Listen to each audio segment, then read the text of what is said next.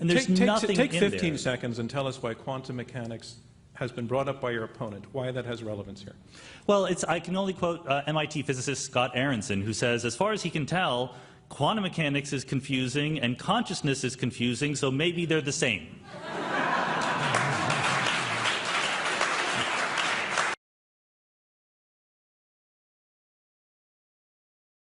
Thing that we learned by doing science for 400 years is something called naturalism.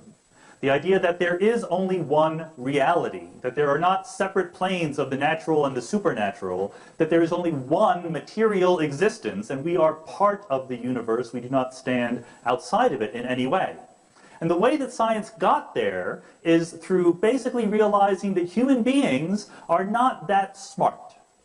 You are not Vulcans, you're not Mr. Spock, you're not perfectly logical. We as human beings are subject to all sorts of biases and cognitive shortcomings. We tend to be wishful thinkers and to see patterns where they're not there and so forth. And in response to this, science developed techniques for giving ourselves reality checks, for not letting us believe things that the evidence does not stand up to. One technique is simply skepticism, which you may have heard of. Scientists are taught that we should be our own theory's harshest critics. Scientists spend all their time trying to disprove their favorite ideas. This is a remarkable way of doing things that is a little bit counterintuitive, but helps us resist the lure of wishful thinking. The other technique is empiricism. We realize that we are not smart enough to get true knowledge about the world just by thinking about it. We have to go out there and look at the world. And what we've done by this for the last 400 years is to realize that human beings are not separate, that the world is one thing, the natural world, and it can be understood. There's also, finally, the origin of the universe itself, and here I actually do have some expertise. What does naturalistic scientific modes of explanation have to say about the origin of the universe? It is a traditional role for God to play. If you pick up the Bible, it's right there in the beginning. God is creating the whole universe. So here's what we know from the modern perspective about the origin of the universe. 13.7 billion years ago, the universe was in a hot, dense, rapidly expanding state, which we call the Big Bang. But nevertheless, the Big Bang has left us with questions about the origin of the universe. The Big Bang is not necessarily the beginning of the universe. We often talk as if it is. But what we're really doing when we talk about the Big Bang as being the beginning is we're using a theory to draw a conclusion when we have no right to believe what that theory is telling us. That theory, of course, is classical general relativity, Einstein's theory of space-time and gravity. If you extrapolate in classical general relativity back to the Big Bang and keep going backwards, you hit a singularity. A moment when the curvature of space-time, the expansion rate, the energy density are all infinitely big. So in classical general relativity, you would say that is a boundary to space-time. That is a point past which you can no longer go. However, we have absolutely no reason to think that classical general relativity is an appropriate and correct description of what is happening near the Big Bang. We should not think of the Big Bang as the beginning of the universe. We should think it as the end of our understanding of what is happening. We need to do a better job, at the very least, the theory of quantum gravity, before we can actually draw conclusions about what happened at that moment. Right now, it's better to simply say we don't know. But he also tried to address the question in the title of his book, what is life? When is a piece of matter said to be alive? And it's a wonderful, thought-provoking answer. Basically, he says something is alive when it keeps moving long after it should have stopped. That's what it means. You have a little chicken, baby chick, grows up to be a chicken. As long as you feed it, it's going to move around. It's going to flap around and raise its wings and so forth, cluck. When it dies, it will stop moving. It will decompose and will return to the ground. And so Schrödinger wants to know, what is going on? What is it that keeps alive things moving and walking around and making noise and raising a fuss? And the answer, as he quite correctly puts it, is my favorite law of physics, the second law of thermodynamics. Second law of thermodynamics is this is not the same chick that was on the cover. Death. What can you do? The second law of thermodynamics is the law that says that the entropy of the universe, or of any closed, isolated bit of the universe, increases as time goes on. Entropy is simply a measure of the disorderliness, the messiness, the chaotic nature of stuff.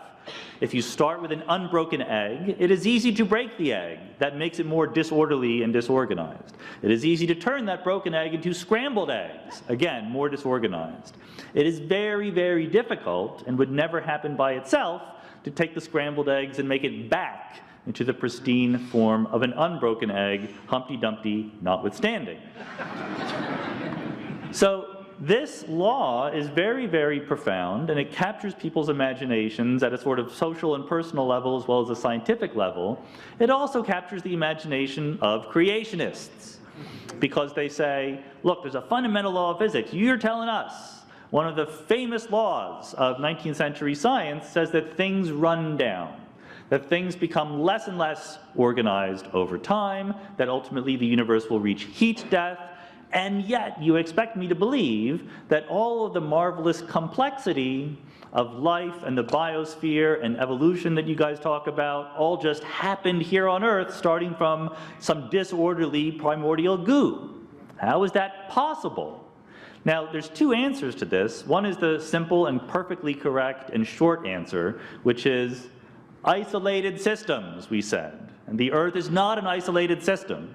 There's a little story you can find on the internet. I'm not sure whether it's true or not, but it's a creationist saying, you know, the physicists always say the Earth is not an isolated system, but that can't be right, because if it were, there would be a giant glowing ball of energy in the sky.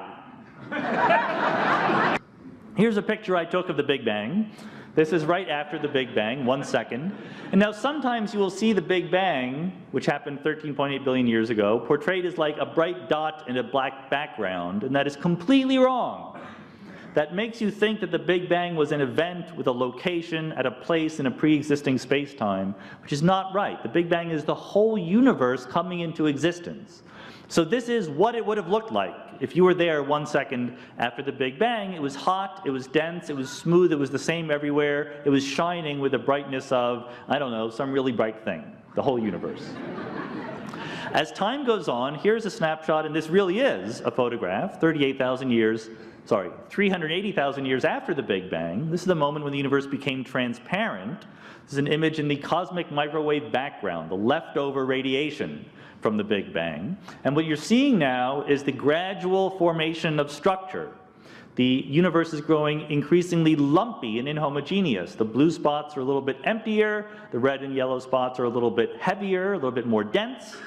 And if you let time go on, gravity increases the contrast knob of the universe, and we get this wonderful, beautiful picture of galaxies and stars and superclusters.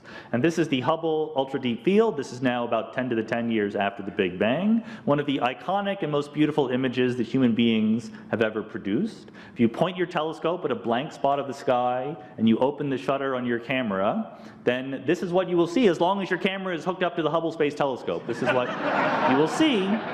We live in a world with hundreds of billions of galaxies, and who knows how many conventions are going on with extraterrestrials fighting to keep church and state separate in their local environment.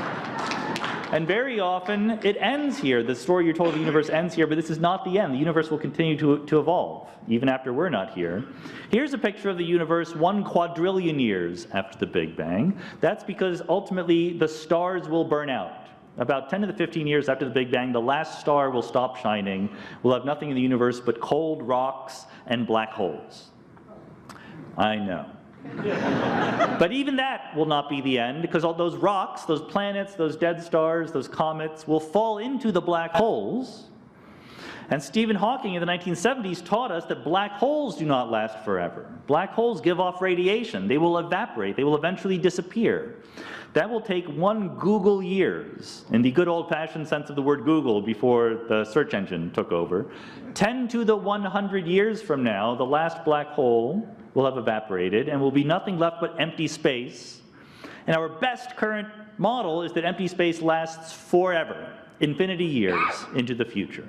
So that's the history of the universe. So here's a picture of the history of the universe, and I want you to notice something about this picture. Entropy increases as the universe expands. So on the left, soon after the Big Bang, the fact that the universe was very smooth is actually in that physical circumstance, a reflection of the fact that it's very orderly. It was so dense and the gravity was so strong that keeping everything smooth is a very, very rare and finely tuned state of affairs. Entropy grows as the universe expands, structure forms, stars shine, people live and die, and eventually you reach empty space, which turns out, if you go through the math, to be a very high entropy state. But complexity, the organization of the stuff that is going on, is a completely different thing than entropy. On the left, in the beginning, the universe was a very simple place. It was just hot, dense, and smooth. At the end, a Google years from now, the universe will be a simple place once again. It will be empty space.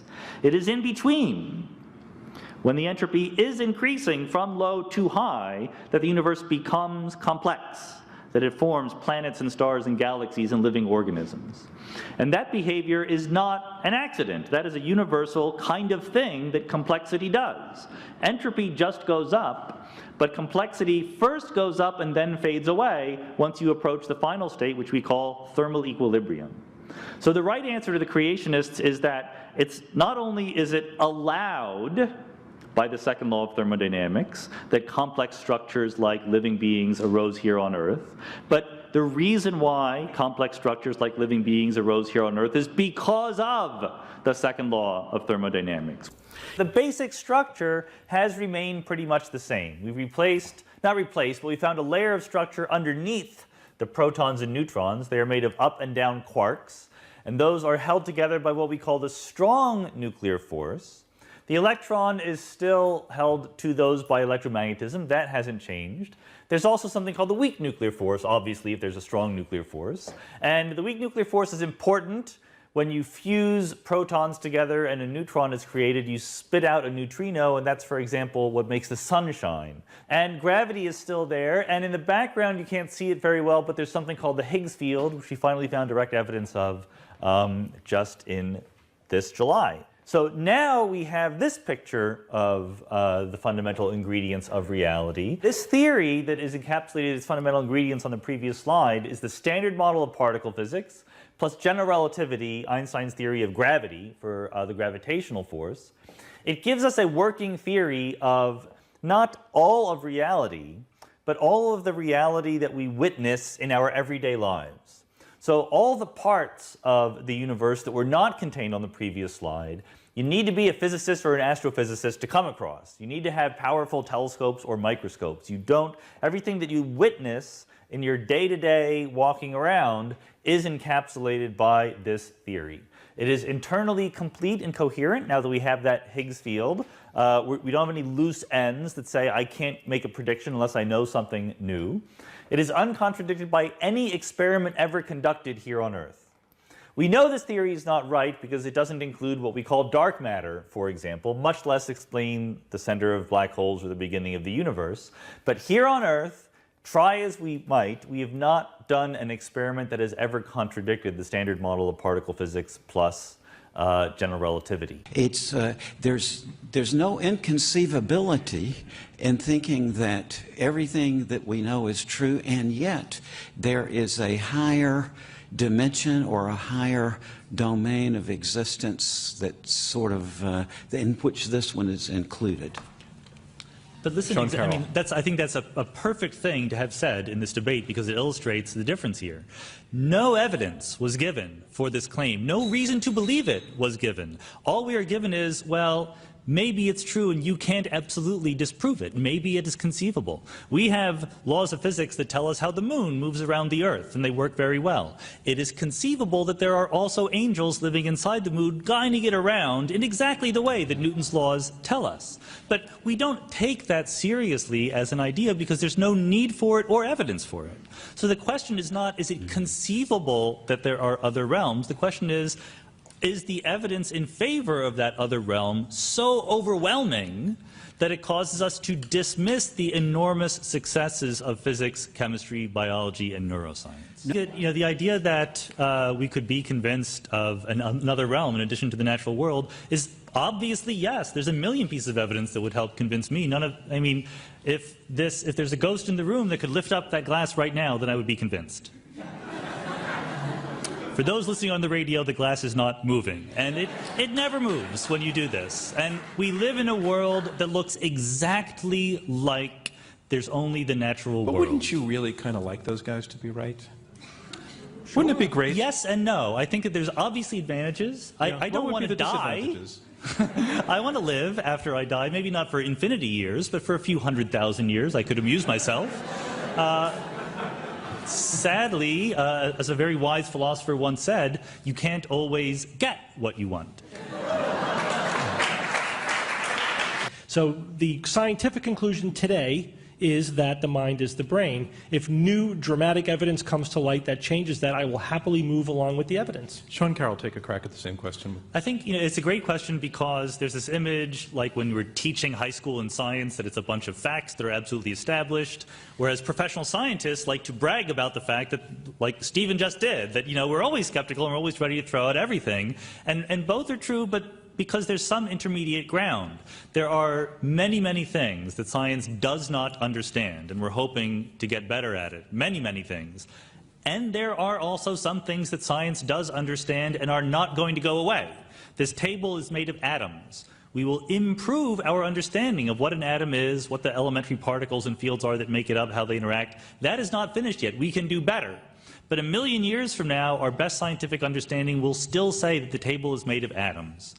In my judgment, the current status of our scientific understanding, the parts that we're not going to give up, are enough to conclude that death is, in fact, final.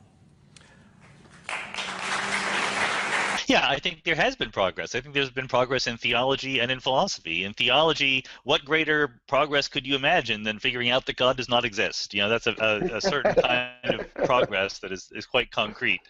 In philosophy, I think that one of the single biggest mistake that scientists take when developing an attitude toward philosophy is to judge philosophy by how useful it is to science. Mm-hmm. It's a different realm of endeavor. So, I think it's unfair to philosophy to say, well, what has it done for the typical working scientist?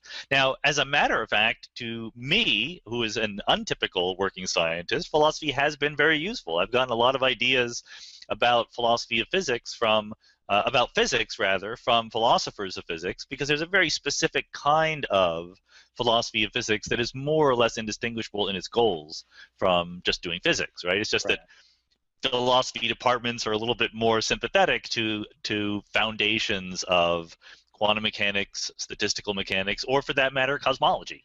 Right. So I think that we're all trying to figure out how the universe works in a fairly intellectually similar way, but there's a slight difference in what department you're in. So I think that's just completely irrelevant. But there's also progress in good old-fashioned philosophy. There's progress in moral and ethical philosophy. There's progress in metaphysics. So the progress is harder to judge and harder to make. But to say that there's no progress is just to not pay attention very carefully. And Sean, do you think that is the weakest part of a Christian or theistic worldview, or do you think that there's something else that's actually more troublesome? Yeah. I'm not quite sure what to say. What disturbs you the most? Yeah, I think that the most troublesome part of the Christian worldview is I don't think it's true. I think that's the worst part. What is the hardest thing to believe, or what do you think is the most logically inconsistent then, besides it not being true? I don't necessarily, I'm not trying to weasel out, I don't necessarily think that it is logically inconsistent. I can certainly imagine a world in which God existed and cared about us human beings and judged us and rewarded us, and there was an afterlife, and whatever version of the religious goodie bag you want to keep. Or not. I can imagine a sort of deistic universe in which God makes the universe and then goes away. I think that all these are plausible. Are you saying that that could be this universe, but you don't tend towards that? Not. I'm saying that those could be universes.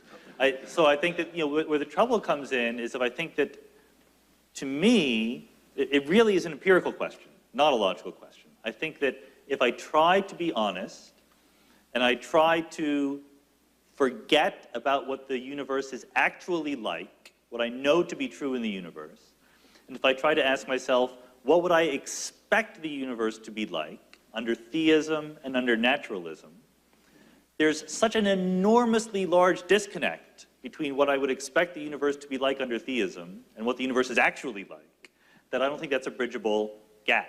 I think the universe is big and we are small. I think that there's all sorts of random suffering in the universe. I think that there are completely different religions that people grow up in depending on where they were born and what year they were born in. I think that there's, no good evidence for violations of the laws of physics that we would qualify as miracles and so forth. And I think that if theism were true, these would be way different, not like a little bit different. I think it'd be perfectly obvious. How in the world can God exist and care about us and leave us any room for doubt? That just boggles my mind. Here's a photograph from the Hubble Space Telescope of a few hundred out of the hundreds of billions of galaxies in our observable universe. The theistic explanation for cosmological fine-tuning asks you to look at this picture and say, I know why it's like that. It's because I was going to be here, or we were going to be here. But there is nothing in our experience of the universe that justifies the kind of flattering story we like to tell about ourselves. In fact, I would argue that the failure of theism to explain the fine-tuning of the universe is paradigmatic. It helps understand the other ways in which theism fails to be a better theory than naturalism. What you should be doing over and over again is comparing the predictions or expectations under theism to under naturalism. You find that over and over again naturalism wins. And I'm going to zoom through these. It's not the individual arguments that are important, it's the accumulated effect. If theism were really true, there's no reason for God to be hard to find. He should be perfectly obvious, whereas in naturalism you might expect people believe in God, but the evidence to be thin on the ground.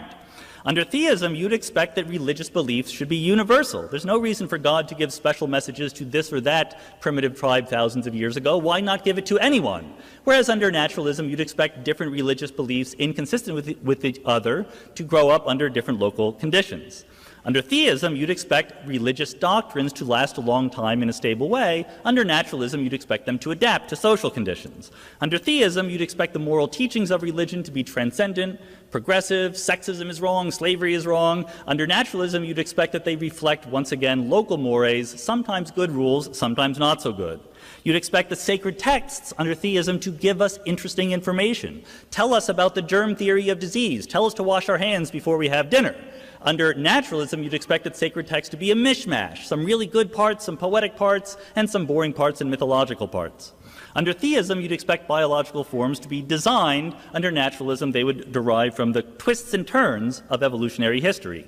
Under theism, minds should be independent of bodies. Under naturalism, your personality should change if you're injured, tired, or you haven't had your cup of coffee yet. Under theism, you'd expect that maybe you can explain the problem of evil. God wants us to have free will, but there shouldn't be random suffering in the universe. Life should be essentially just. And at the end of the day, in theism, you basically expect the universe to be perfect. Under naturalism, it should be kind of a mess. This is very strong empirical evidence. Now, I know what you're thinking. You're thinking, but I can explain all of that. I know you can explain all. So can I. It's not hard to come up with ex post facto justifications for why God would have done it that way. Why is it not hard? Because theism is not well defined. That's what computer scientists call a bug, not a feature. Immanuel Kant famously said, there will never be an Isaac Newton for a blade of grass. In other words, sure, you can find some physical explanation for the motion of the planets, but never for something as exquisitely organized and complex as a biological organism. Except, of course, that Charles Darwin then went and did exactly that. We can paraphrase Dr. Craig's message as saying, there will never be an Isaac Newton for the cosmos. But everything we know about the history of science and the current state of physics says we should be much more optimistic than that. Thank you.